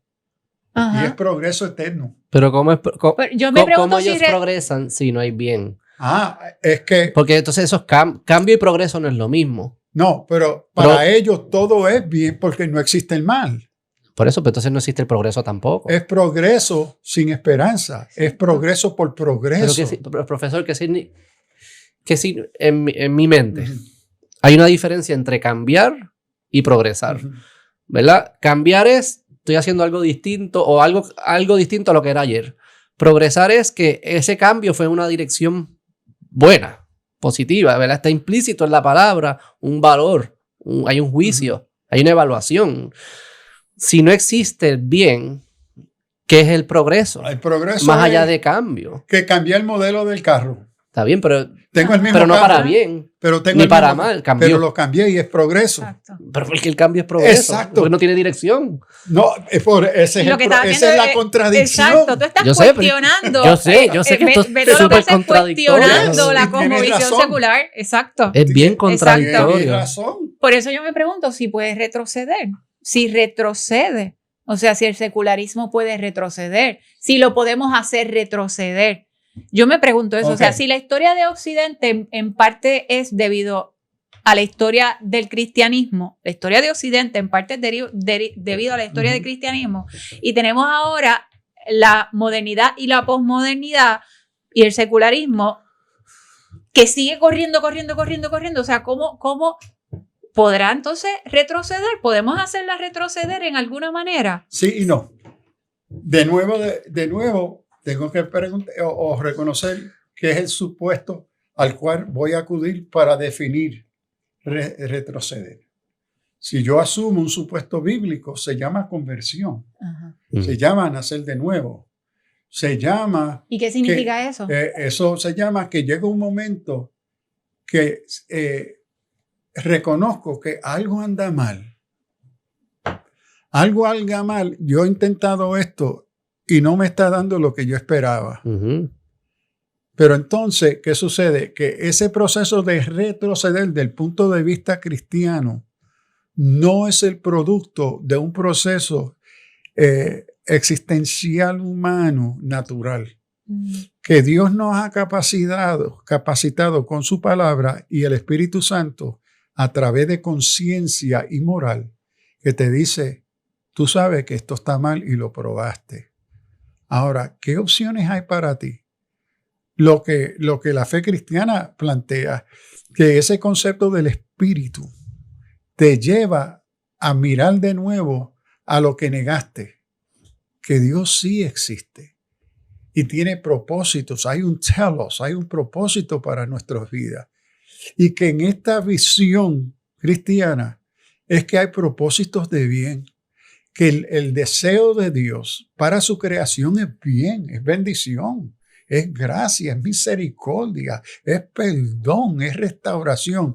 Pero esas categorías no son naturales a la construcción natural del ser humano, sino que la construcción natural del ser humano es pecaminosa, es egocéntrica. Cuando decimos natural, es como que nuestro instinto más fuerte. Eso es lo que nos referimos. La naturaleza. Nuestra naturaleza. Ahora note, el supuesto es que esa naturaleza es pecaminosa, aunque buena. Y esta es la tensión dialéctica entre Dios lo creó bueno, pero con la capacidad para pecar, porque nos dio libertad para pensar, para hacer decisiones. Tenemos libre albedrío. Pero en esa exploración de esa libertad, de esa autonomía, nos encontramos oponiéndonos a Dios nuestro Creador. A la autoridad. A la autoridad. Que rechazamos la imposición de Dios sobre nosotros y nuestro propósito. La Biblia describe eso como pecado. El ser humano cayó en una condición de pecado, pero no perdió la capacidad moral ni inteligente de ser sensible al propósito original de Dios. Pero que tiene que luchar. Porque la naturaleza secular, eso son boberías, eso es fundamentalismo cristiano, religión, pero hay algo que es de la naturaleza de Dios en el ser humano que te dice, no, esto no tiene sentido, tiene que haber una opción. Y en la teología cristiana es la obra del Espíritu Santo en la creación del ser humano que te dice, mira, te quiero volver a ver y entender lo que ahora tú comienzas a reconocer que se negaba. ¿Ok? Pero ese estímulo de volver, de retroceder, es contrario a la marea de la cultura secular. Me lo quiere negar, me quiere tratar de tonto, de ignorante, de etcétera. Sí, es como difícil soltar. Seguro que sí. Yo estaba hablando en un podcast que hice con una amiga que es chef, y ella atea, pues, como la mayoría de los jóvenes hoy en día, como que no pensamos mucho en eso. Y ella fue de viaje a Israel. De hecho, creo que fueron como un par de semanas antes de octubre 7. Y estuvo en el donde era el festival donde hubo la masacre. Ella estaba en ese como un desierto ahí, qué sé yo qué. Y ella estaba ahí como unos rituales que le estaban haciendo, creo que eran de judaísmo o medio seculares judaístas, pero como que tenían ciertas características. Elementos religiosos.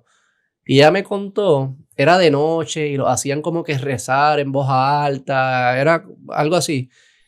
Y ella me decía, qué difícil se me hacía atreverme a hacerlo.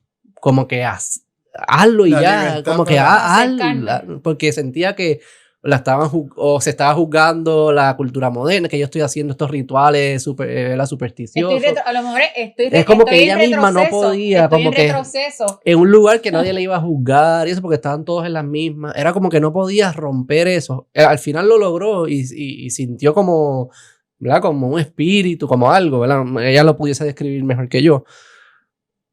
Pero yo me he encontrado también en esas situaciones que es como, es difícil romper y entregarte y decir como, es como una entrega. Es difícil, yo lo entiendo, pero sí también reconozco que son esos procesos individuales. Te refieres como a decir, Dios, estoy aquí, Dios, mírame. I surrender. A eso te refieres. Sí, como que hay veces, y esto es bien personal y no sé qué es lo que significa, hasta se me hace difícil describirlo.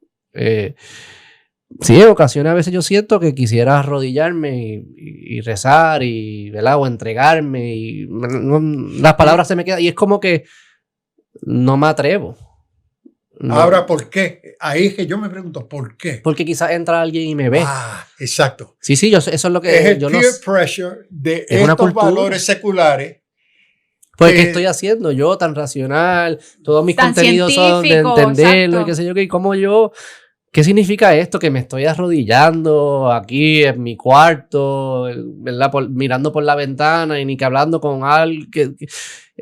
No, yo no soy eso. Yo no soy eso. Yo soy lo opuesto a eso. Yo soy el que puedo analizar algo. Yo soy secular. Sí, yo lo sé. Está inmiscuido en nosotros. Y es una tensión y no sé qué hacer con eso.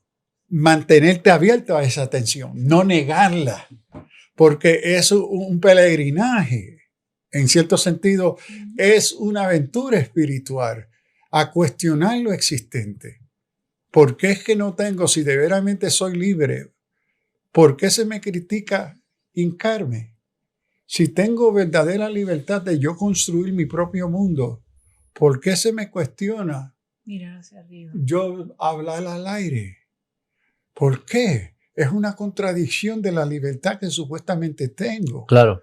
Entonces, ¿por qué no debo de explorar eso? Porque no estoy solo. Porque la historia humana me enseña y me sigue enseñando que esta es una experiencia común a la mayoría del mundo. Que la excepción histórica, cultural, psicológica, social y política me dicta que estas son excepciones.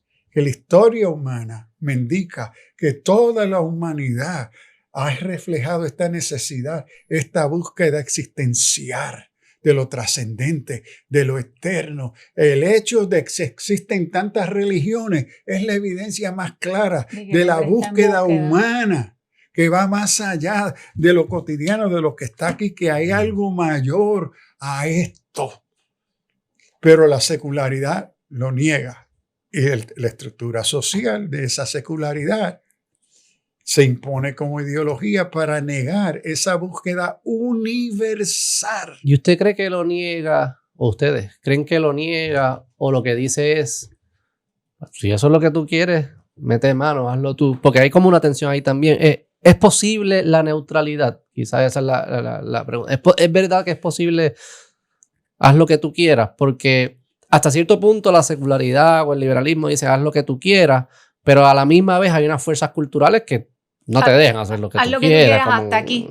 Haz lo que tú quieras hasta aquí. O sea que, ¿a eso es lo que tú te refieres? Sí, porque yo creo que decimos la secularidad, pero al final lo que se produce es una cultura que te está empujando a valorar lo temporero, el corto plazo, el placer. Eso es secularismo. Eso o sea, se reduce a algo. O sea, que no puede ser, no es neutral. No o apuntas para arriba o apuntas para abajo. No puedes no apuntar. No lo es. Y el momento que tú crees que no apuntas, vas a apuntar para abajo, que son los instintos más fuertes que tenemos. O sea, que si tú sacas la fuerza o la ideología que te está ayudando a empujar hacia arriba, lo que estás haciendo en verdad es que vamos a apuntar hacia abajo. Y apuntar hacia abajo es yo, hoy, ahora. Es que yo no creo en la neutralidad. ¿verdad? Yo creo que eso es un mito, este asunto de la neutralidad que se vende muy bien en la posmodernidad, pero realmente no hay una neutralidad. Siempre terminamos decidiendo en una dirección o en otra. No hay tal neutralidad, así lo veo yo. En algún momento el ser humano termina decidiendo por una o por otra. Y ese principio es el que eventualmente rige cómo piensas, cómo vives, cómo actúas. En algún momento siempre va a haber una definición. Sí, y no hay neutralidad. No. Es decir, en la sociedad secular se le ha asignado a la expresión en este caso de la expresión de la fe cristiana, una esquina. En la libertad americana te vamos a dar esta esquina a tú practicar tu religión, pero tú no tienes ningún lugar en la plaza. Okay. La vida pública. La vida pública, no, olvídate. Esa es tu vida privada. La vida pública no se rige por esos principios o valores. Eso es secularismo. Entonces, si tú vas a participar en la sociedad, en la política, tú tienes que aceptar los supuestos seculares para definir tu discurso, tus comportamientos, tus valores. Porque la religión se practica en una esquina. Esa es la libertad que te damos. Pero no la traiga al foro público. Pero en el foro público, o sea, todo acto, como usted bien dijo, todo acto es una expresión de valores. Todo presupuesto de gobierno es una expresión de valores. Seguro que sí. O sea que tú no puedes decir son valores neutrales. Yo no sé qué significa eso. Pero así es que lo tratan como valores. Así es como nos los venden. Ese es el discurso que nos estamos comiendo. Y entiendo porque así que es como lo para que predican. sea abierto, para que traiga un multiculturalismo, pluralismo religioso, etcétera, etcétera, que tendrá, yo creo que ese sería otro podcast si tiene sus bondades o no. Déjeme ilustrarlo esto con el tema de tolerancia.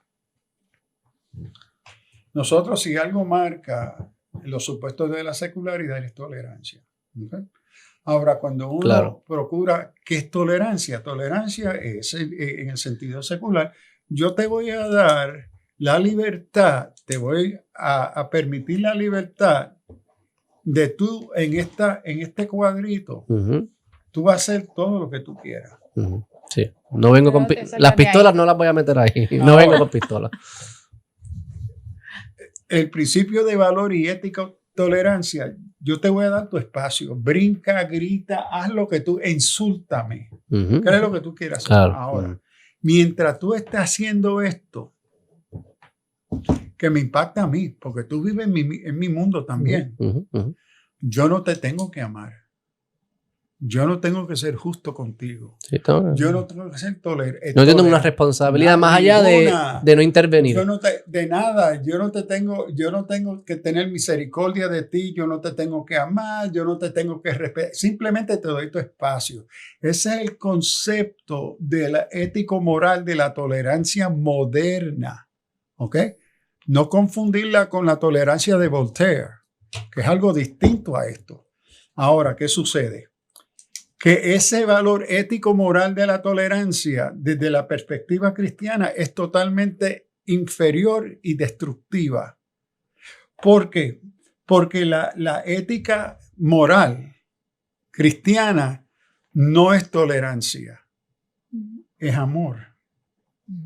Ama a tu prójimo, sé justo con él, sé misericordioso con él, ama a tu enemigo. Es decir, aunque esté en una condición contraria a las tuyas, los valores, tú tienes que amarlo, tú tienes que tener justicia, misericordia, porque el amor es superior al concepto secular de tolerancia. La tolerancia no exige justicia, ni amor, ni cariño, ni compasión. De nada, simplemente te voy a dar el espacio para tú manifestar tu autonomía, tu individualismo, tus propios deseos, lo que tú quieres. Entonces, para el cristiano, hablar de amor o de ética moral, todo ser humano tiene ética y tiene moral. El asunto es que es la fuente que informa y define esa expresión de ética y moral. Y para el cristiano, ¿cuál es la fuente? Es el amor. Entonces, yo no puedo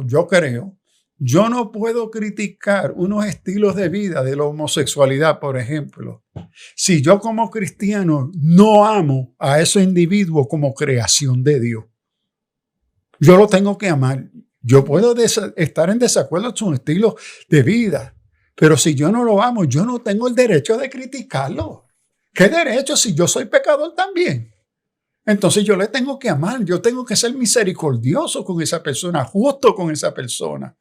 Es imagen de Dios también, creación de Dios. Pero es que el concepto de amor también se ha desvirtuado y se confunde con tolerancia. Y yo tengo, para mí hay un ejemplo bien claro aquí en la paternidad. Mi papá, yo lo he mencionado también en el podcast, ¿verdad? Yo me crié en una familia estable. Mi papá y mi mamá siempre estuvieron y jugaban roles particulares. Mi mamá representaba lo que hoy la concepción moderna de amor, que es la que me abrazaba casi incondicionalmente. Mi papá no era eso. Mi papá tenía expectativas de mí. Emitía un juicio valorativo y de moral cuando yo me comportaba de una manera, cuando me comportaba... Mi mamá también, no, estoy exagerándola, no es como que mi mamá me dejaba hacer lo que fuese, pero había ciertas distinciones en los márgenes. Mi papá emitía juicio valorativo sobre mi comportamiento y tenía expectativas sobre mí, ¿verdad? Y cuando yo estaba, quizás que hice algo mal y estaba llorando, mi mamá me estaba dando el abrazo y mi papá estaba parado en la puerta diciendo, te entiendo, yo espero más de ti, esto, papá, esto es lo que hay que hacer.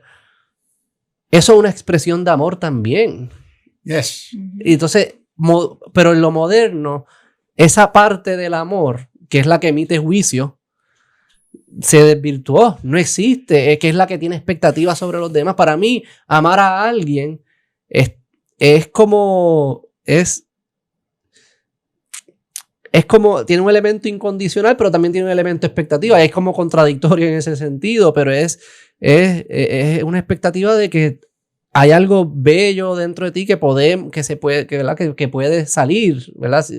Y no es más allá de te abrazo y te quiero, no importa con lo que tú hagas. Pero ahí es que entramos dentro del concepto secular y moderno de amor. Dios crea al ser humano con una capacidad para amar. Por eso se le puede exigir, ama a tu prójimo, ama a tu Dios, ama a tu enemigo. Porque en la imagen y semejanza de Dios, en esa formación moral de conciencia, le dio. Pero las escrituras, la Biblia hace unas distinciones de los diferentes tipos y expresiones de amor. Está eros, que es la expresión estética, artística y sexual. Está fileo, que es el amor de compañero o de familia. Está storgeo, que es una relación más íntima con un amigo íntimo. Pero entonces está agapeo. Y agapeo es el amor que refleja el amor de Dios a través del ser humano. Entonces, ¿qué sucede? El que capacita que el ser humano que es pecador, el pecador puede exhibir eros. Es como dice una canción que aprendí cuando llegué a Puerto Rico. Yo sé que tú me quieres, pero lo que yo espero es que tú me ames. Entonces, hoy tenemos amor como eros, objeto sexual de deseo. Tenemos fileo, familia, quiere, buen amigo íntimo. Pero todas esas son expresiones naturales. Lo que la Escritura nos enseña es que Dios desea capacitarnos a poder retomar aquello dado por Dios en la creación a nosotros y a nosotras, amar como Él nos ha amado. Que el modelo del amor que Él ha deseado en nuestra creación no es el amor motivado por estas otras condiciones que siempre me van a traer algo a mí. Es el amor que se niega a sí mismo porque procura amar y procurar el bien del otro, pero no es natural por causa del pecado. Entonces, hoy en la sociedad, y no solamente en la sociedad, en la moderna, a través de la humanidad, se ha querido hablar de, no, porque también nosotros somos capaces de amar. Seguro que sí, pero ese amor sigue siendo egoísta. Ese amor nunca es reflejo del amor de Dios que se da, que muere por el otro, que es misericordioso, que es justo, a pesar del otro no sea justo conmigo. Entonces, hoy se ha generalizado, que creo que eso fue lo que yo oí también tú expresar, se ha generalizado tanto el amor que se ha vuelto una porquería. Cualquier cosa se convierte en amor. Y se confunde el amor con el querer. Y como dice la canción, no es hasta que tú me ames que me vas a poder tener, porque yo sé que tú me quieres. El querer es egoísta. Entonces, pero manipulamos los conceptos de amor y convertimos en el amor en una cosa tan bobera, vana, egocéntrica, individualista, que desprecia lo que es el amor. ¿Ve? Y entonces en nuestras relaciones humanas, especialmente sexuales, la excusa es porque yo te amo.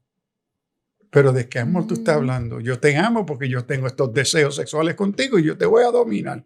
Porque lo que yo estoy buscando es placer. Y es transaccional, te necesito para poder hacer esto. Podríamos decir entonces que la única cosmovisión que presenta un valor superior, como lo que estamos hablando ahora mismo, por ejemplo, el caso del amor, la única cosmovisión que lo presenta así es la cosmovisión cristiana. Yo tendría que decir que sí, aunque reconozco que en otras religiones sí hay unos principios de amor. Por ejemplo, pienso hoy en la religión de mayor crecimiento. Es el Islam. En el Corán, Alá nunca se revela como un Dios que ama. Nunca. En el Corán. En el Corán hay 3 siras donde se expresa que el orante, el creyente, pide y espera que Alá le ame. Pero nunca hay una expresión de parte de Alá que Él te ama. Uh-huh. Entonces, si algo marca la fe cristiana en distinción es que Dios, que la naturaleza de Dios mismo es amor. Nunca en el Corán tú vas a encontrar esa declaración para describir a Alá. Es interesante que en la práctica religiosa del Islam tú tienes como el tipo de rosario, que tú lo ves con los musulmanes. Ahí tienen los 99 nombres de Alá. Y en un acto de religioso durante el día, tú vas repitiendo esa naturaleza de Alá, las características de Alá. Y es interesante que en esas 99, que son las más importantes, no aparece amor. En los nombres. ¿Por qué? Porque en el concepto religioso filosófico del Islam, amor es imposible para Dios, verdadero Dios. ¿Por qué? Porque parte de unos supuestos aristotélicos de la metafísica de Aristóteles, a donde cuando define a Dios, Dios es apático, porque como es la primera causa de todas las causas, por eso es divino, por eso es perfecto, no puede haber nada fuera de él que lo impacte, porque eso sería una causa. Claro. Tampoco no puede haber algo en uno que lo afecte, porque lo haría imperfecto, porque tiene necesidad. Entonces, el hecho que la visión de Dios ser perfecto es ser apático, incapaz de ser impactado de afuera hacia él, o él hacia afuera. Es decir, cuando oramos, Señor, oye, escúchame, eso parte del supuesto que Dios no es apático, que Dios ama, que desea ser impactado por la necesidad. El hecho que Dios responda a mi oración, y yo espero que responda, indica que Él es impactado por mí. Es decir, es lo que yo en mi libro hablo de lo que se llama orthopathos, es decir, la naturaleza del Dios compasivo sufriente que comparte con la necesidad humana. Pero el concepto musulmán es que Alá jamás puede amar, o sea, amar. Pero, Dios ama tanto que termina entregándose a sí mismo. Entonces, por la humanidad. Pero en la religión cristiana, la expresión de amor, que Dios no solamente es Dios de la naturaleza, fundamental aquí es que ama, nos procura, busca. ¿Ves? Ese tipo de concepto de amor en otras religiones no existen. Me interesa, nos tenemos que ir yendo ya, porque llevamos casi 2 horas. Me interesaría continuar por ahí, porque eso que dice del Islam me parece lógico también. Quizás está incorrecto, tendremos la conversación, pero ese concepto de que si es perfecto, no puedes, ¿verdad? Porque tiene que tener alguna necesidad de relacionarse, lo que fuese, me parece... Es la metafísica de Aristóteles. Parece algo coherente y quisiera destilarlo con ustedes, ¿verdad? Para poder picarlo en cantito. Te voy a recomendar mi libro. Pues sí. Dígalo, recomiéndaselo. ¿Cómo se llama el libro? The Spirit, Pathos and Liberation. Fue... The Spirit. The Spirit, Pathos. Búscatelo ahí. Pathos and Liberation. Y ahí es una conversación y diálogo con el concepto aristotélico, a donde se niega la capacidad de Dios poder amar o sufrir.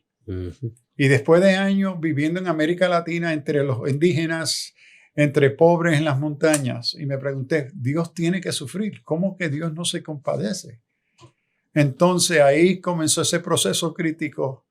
Y entonces, espérate, si la naturaleza del Dios revelado en la Escritura es el Dios sufriente.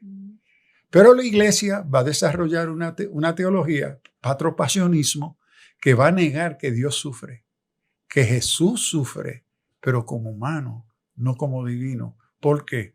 Porque según Tomás de Aquino y la Suma Teológica, siguiendo a Aristóteles, él compró el supuesto de Aristóteles que Dios es perfecto. Y lo que está definiendo el concepto de perfección es la filosofía de Aristóteles y no la visión bíblica judía.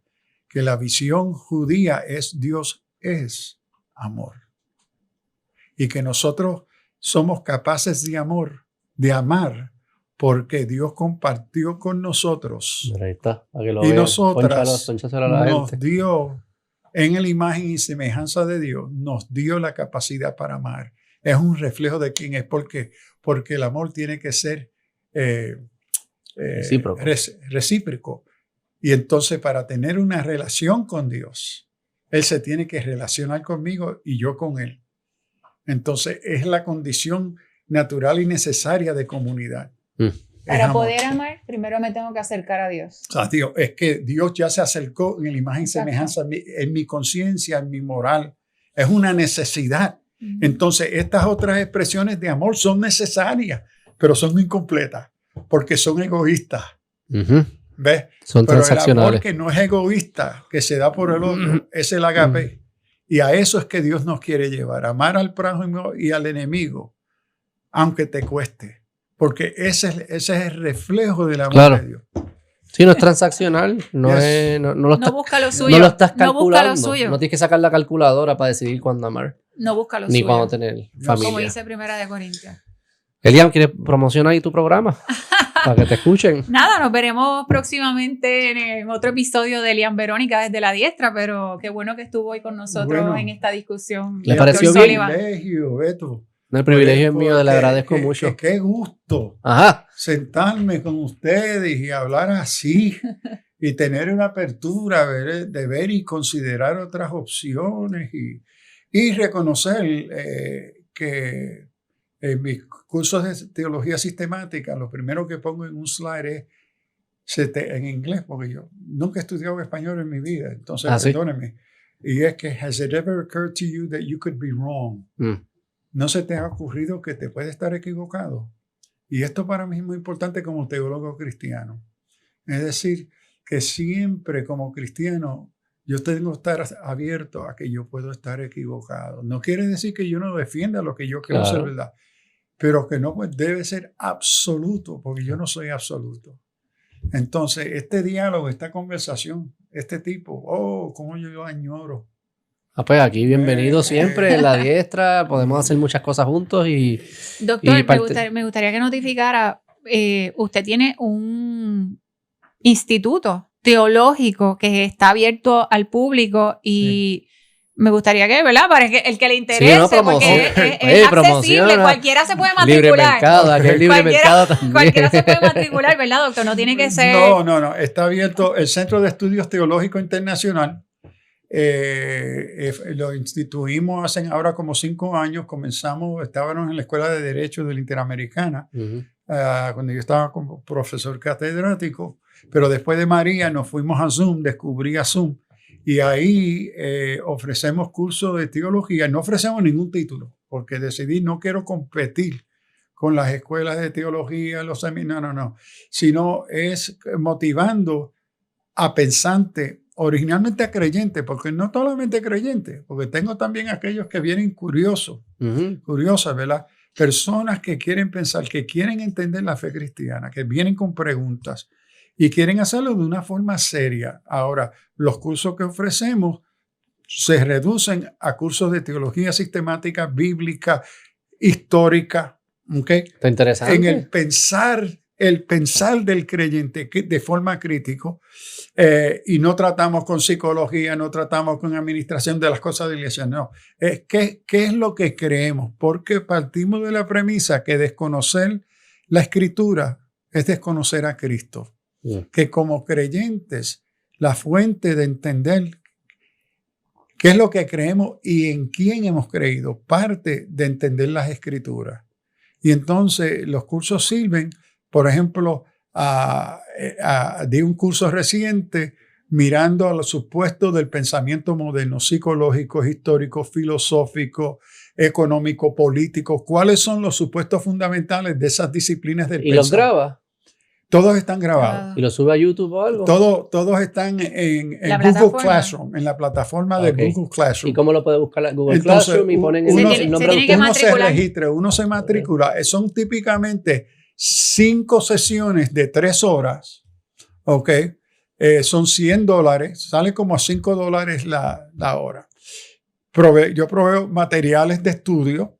Se pone en Google Classroom.